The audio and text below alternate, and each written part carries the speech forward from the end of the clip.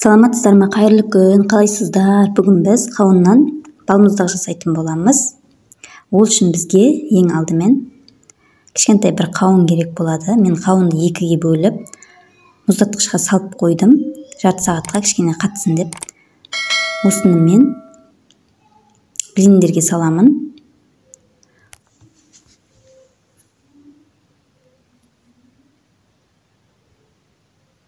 Осылай мен салып алдым.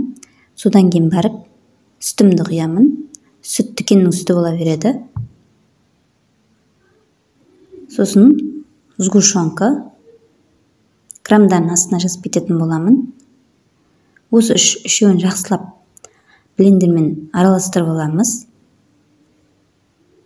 Биркелки масса болгонча.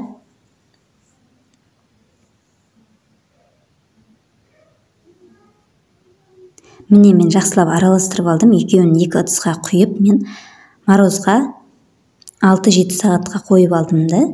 Содан кейін дайын болды біздің балмұздағымыз. Менің балмұздағым осылай дайын болды. Рецепт өте оңай, сіздер де жасап көріңіздер. Балдарыңызға берсеңіз болады. Дәмі күшті.